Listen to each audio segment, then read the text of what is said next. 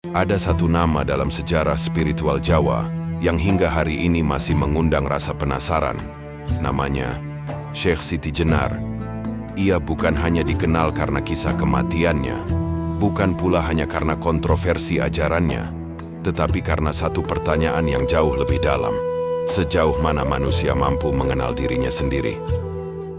Dan ketika manusia benar-benar mengenal dirinya, apakah ia akan menemukan sesuatu yang selama ini ia cari di luar dirinya? Inilah perjalanan menuju pemikiran yang dinisbatkan kepada Syekh Siti Jenar. Perjalanan tentang diri, tentang makrifat, tentang kematian, tentang cinta, dan tentang ungkapan yang begitu terkenal dalam tradisi Jawa, Manunggaling Kawula Gusti. Namun sebelum kita memahaminya, kita perlu berhenti sejenak. Karena Siti Jenar bukanlah tokoh yang sederhana. Kisah tentang dirinya hadir dalam berbagai naskah dan tradisi Jawa, dengan versi yang berbeda-beda. Bahkan keberadaan historis dan detail kehidupannya masih menjadi bahan perdebatan. Karena itu, pembahasan tentang Siti Jenar lebih tepat dipahami sebagai pertemuan antara sejarah, sastra, tradisi sufistik, dan budaya Jawa. Lalu, apa yang membuat namanya begitu kuat dalam ingatan masyarakat? Salah satunya adalah pertanyaan tentang hakikat manusia. Manusia sering merasa sudah mengenal dirinya. Kita tahu nama kita tahu pekerjaan kita tahu keluarga kita tahu apa yang kita sukai dan apa yang kita benci. Tetapi, apakah semua itu benar-benar diri kita? Tubuh akan berubah, wajah akan menua, kekayaan bisa hilang, jabatan bisa berganti, orang-orang yang kita cintai suatu hari akan pergi.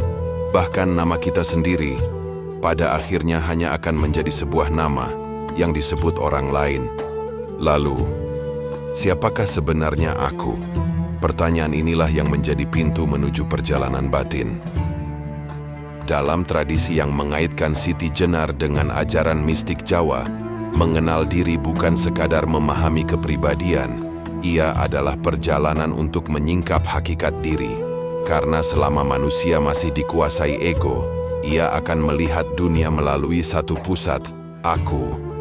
Aku ingin dihormati, aku ingin dipuji, aku ingin memiliki, aku ingin menang, aku ingin dianggap benar. Dan tanpa sadar, seluruh kehidupan berputar mengelilingi kata kecil itu, aku. Padahal dalam perjalanan spiritual, justru aku inilah yang harus ditundukkan. Bukan tubuh yang harus dimusnahkan, bukan kehidupan yang harus ditinggalkan, tetapi kesombongan yang harus dilepaskan, keakuan yang harus dikurangi, nafsu yang harus dijinakan, hingga hati menjadi lebih jernih. Inilah yang membuat pembicaraan tentang makrifat menjadi begitu penting. Makrifat bukan sekadar mengumpulkan pengetahuan, bukan semakin banyak bicara tentang Tuhan, bukan pula sekadar mengetahui istilah-istilah spiritual. Makrifat adalah perjalanan batin untuk mengenal dengan lebih dalam. Dan langkah pertamanya adalah berani mengenal diri sendiri. Karena seseorang bisa membaca ribuan buku tentang Tuhan, tetapi belum tentu mengenal Tuhan dalam kehidupannya. Seseorang bisa berbicara panjang tentang kesucian, tetapi masih dikuasai kesombongan. Seseorang bisa terlihat sangat saleh, tetapi hatinya masih sibuk mencari pengakuan manusia. Maka pertanyaannya bukan, seberapa banyak yang sudah aku ketahui, tetapi, seberapa jauh pengetahuan itu mengubah diriku. Disinilah kita sampai pada gagasan yang paling terkenal, Manunggaling Kawula Gusti. Istilah ini secara sederhana sering diterjemahkan sebagai penyatuan antara hamba dan Tuhan. Namun jangan buru-buru memahaminya secara harfiah. Kajian tentang serat Siti Jenar menunjukkan bahwa konsep ini telah ditafsirkan dengan berbagai cara dan ditempatkan dalam pertemuan antara pemikiran tasawuf dan kearifan Jawa. Dalam pembacaan spiritual yang lebih reflektif, manunggaling bukan berarti manusia berubah menjadi Tuhan, bukan berarti seorang manusia menjadi Tuhan, tetapi dapat direnungkan sebagai gambaran tentang luluhnya ego seorang hamba di hadapan Tuhan. Ketika aku tidak lagi menjadi pusat, ketika kesombongan mulai diam, ketika keinginan untuk dipuji mulai hilang, ketika manusia tidak lagi merasa dirinya sebagai pusat alam semesta, disitulah kepasrahan mulai tumbuh. Dan mungkin Inilah makna terdalam yang bisa kita renungkan. Manusia tidak perlu menjadi Tuhan. Manusia hanya perlu berhenti menjadikan dirinya sebagai Tuhan bagi dirinya sendiri. Berhenti merasa semua harus mengikuti keinginannya. Berhenti merasa dirinya paling benar. Berhenti merasa dunia harus tunduk kepadanya. Karena semakin manusia menyadari kelemahannya, semakin ia menyadari kebesaran Tuhan, dan semakin ia mengenal dirinya sebagai makhluk, semakin ia memahami kedudukannya di hadapan Sang Pencipta. Itulah sebabnya, perjalanan spiritual bukan perjalanan untuk menjadi lebih besar. Justru, menjadi lebih rendah hati, lebih hening, lebih sadar, lebih penuh cinta. Dan berbicara tentang cinta, kita sampai pada sisi lain dari pemikiran mistik yang dinisbatkan kepada Siti Jenar. Mengenal Tuhan bukan hanya karena takut, tetapi karena cinta. Bayangkan seseorang yang hanya berbuat baik karena takut dihukum. Ketika tidak ada hukuman, mungkin ia berhenti berbuat baik. Tetapi orang yang mencintai tidak membutuhkan ancaman untuk mendekat. Ia mendekat karena rindu. Ia berbuat baik karena cinta. Ia menjaga hati karena ingin dekat. Dalam tradisi kajian tentang Siti Jenar, unsur cinta dan penyatuan spiritual memang menjadi bagian penting dalam pembacaan terhadap ajarannya. Namun ada satu hal lagi yang membuat kisah Siti Jenar begitu kuat, kematian. Kematian adalah sesuatu yang paling sering kita hindari. Kita membicarakannya dengan pelan, kita takut membayangkannya. Kita sibuk membangun kehidupan seolah-olah kita akan tinggal selamanya. Padahal, setiap hari kita sebenarnya sedang berjalan menuju kematian. Hari ini berkurang, besok berkurang, dan suatu saat, waktu kita selesai. Dalam kajian tentang pemikiran Siti Jenar, kematian bahkan menjadi salah satu tema penting dalam eskatologi yang dinisbatkan kepadanya. Tetapi kematian tidak harus selalu dipandang sebagai sesuatu yang menakutkan. Ia bisa menjadi guru, karena kematian mengajarkan kita bahwa tidak ada yang benar-benar kita miliki. Harta hanya dititipkan, tubuh hanya dipinjamkan, jabatan hanya sementara, bahkan waktu tidak pernah menjadi milik kita.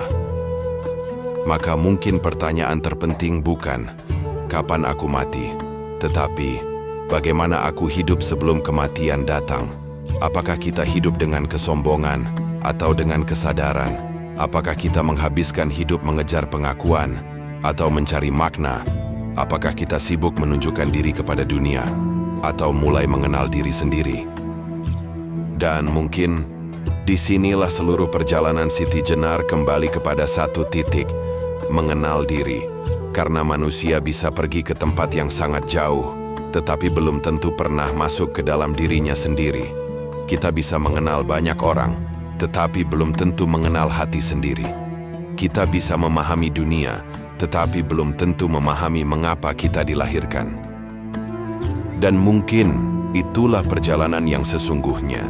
Bukan perjalanan dari satu tempat ke tempat lain, tetapi perjalanan dari kebisingan menuju keheningan, dari ego menuju kepasrahan, dari kesombongan menuju kerendahan hati, dari ketakutan menuju cinta, dari sekadar mengetahui menuju mengalami, dan dari aku menuju kesadaran bahwa kita hanyalah seorang hamba.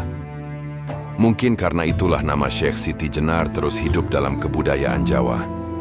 Bukan karena semua kisah tentang dirinya harus diterima sebagai fakta. Bukan pula karena semua ajarannya harus ditelan tanpa pertanyaan. Justru karena kisahnya mengajak kita bertanya, siapa aku? Untuk apa aku hidup? Apa yang sebenarnya aku cari? Dan ketika semua yang kita kejar suatu hari hilang, apa yang tersisa? Mungkin itulah pertanyaan yang paling sulit. Karena selama hidup kita sibuk menjadi seseorang di mata dunia, kita ingin dikenal, kita ingin dihargai, kita ingin dianggap penting. Tetapi perjalanan spiritual mungkin justru mengajarkan sebaliknya.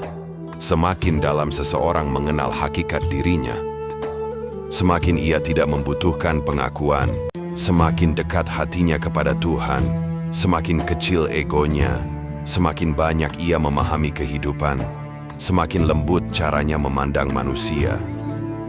Dan pada akhirnya, Mungkin makrifat bukan tentang merasa telah menemukan Tuhan, tetapi tentang menyadari betapa sedikit yang kita ketahui tentang diri kita sendiri.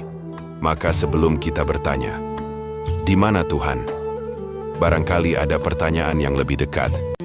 Di mana diriku ketika hatiku sedang jauh darinya? Dan sebelum kita mencari cahaya di luar, mungkin kita perlu membersihkan kaca di dalam diri. Karena bisa jadi, cahaya itu tidak pernah benar-benar pergi. Hanya hati kita yang terlalu penuh oleh ego untuk melihatnya. Syekh Siti Jenar. Sejarah mungkin masih memperdebatkan sosoknya. Tradisi mungkin menceritakan kisahnya dalam banyak versi. Tetapi satu hal tetap menarik untuk direnungkan. Manusia adalah makhluk yang mencari. Mencari kebahagiaan, mencari kekayaan, mencari cinta, mencari pengakuan, mencari Tuhan. Namun pada akhirnya, perjalanan terjauh mungkin bukan perjalanan menuju dunia, melainkan perjalanan menuju ke dalam diri. Dan ketika perjalanan itu semakin dalam, mungkin kita akan menemukan sebuah kesadaran sederhana. Aku bukan pusat kehidupan, aku hanyalah seorang hamba. Aku datang, aku hidup, aku belajar, aku mencintai, dan suatu hari, aku akan pulang.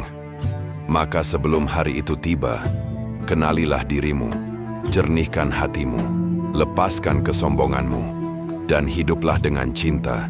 Karena mungkin, perjalanan menuju Tuhan tidak selalu dimulai dengan langkah yang jauh.